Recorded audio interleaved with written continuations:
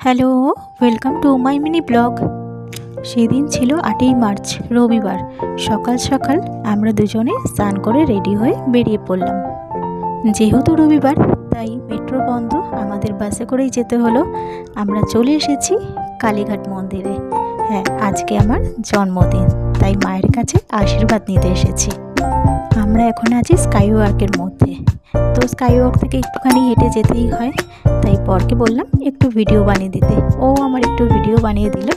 তো আমাদের দুজনকে কেমন লাগছে একটু জানিও। আমরা প্রায় চলে এসেছি মায়ের মন্দিরের কাছাকাছি।